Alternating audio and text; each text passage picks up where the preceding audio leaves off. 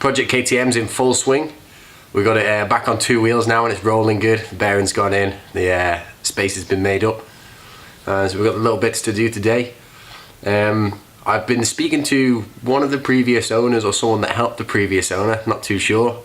Long story short, I've got the original kickstand, I just need to go and pick it up, and a sump guard for it, which is handy. Bikes are pretty difficult when you haven't got a stand on. As you can see, I've just got it propped up. It seems to be doing the job now, but it is inconvenient. Today I'm going to pull off the plastics, give them a polish and get rid of those pegs on the back. See if we can get that tank back orange and looking fresh.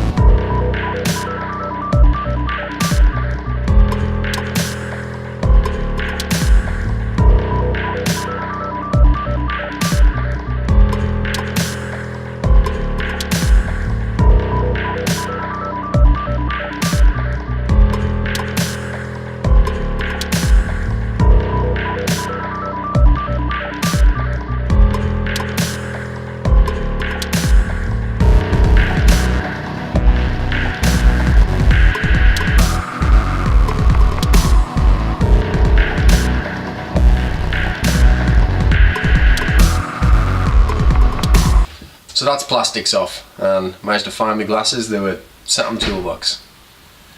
The tank's the main bit. It's going to be difficult to clean up. It's been attacked before and rattle canned. Looks like shit.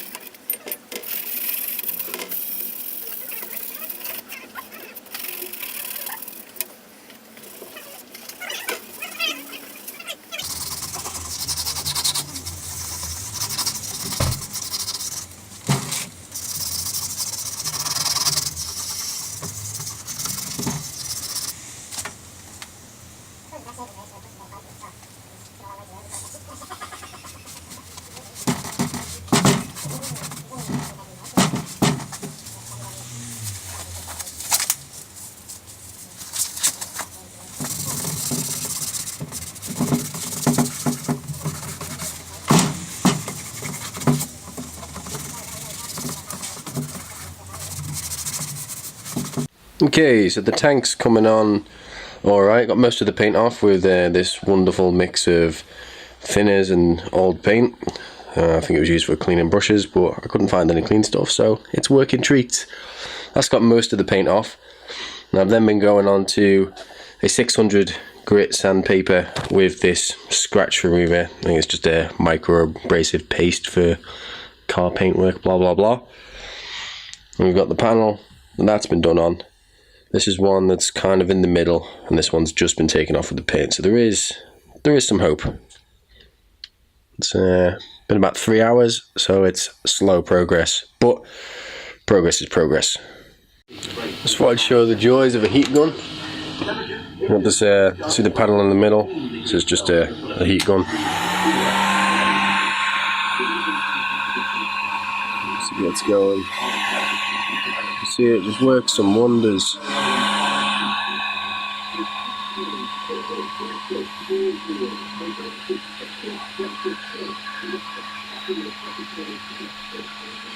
So the plastics are cleaned up well. We've got a lot of the glue off from the stickers. The tank is back orange. It's not perfect, but it's far better than it was. So it's time to put them all back on. Now before I put the plastics on, I need to get rid of that horrible foot peg setup on the back. Now the welds on it are a bit questionable, and there's obviously a chunk of the subframe missing. So I'm going to try and cut it off flush and keep some of the structure there, and then eventually I'll get it down to a mate who's got a TIG, and we'll sort out the back on there.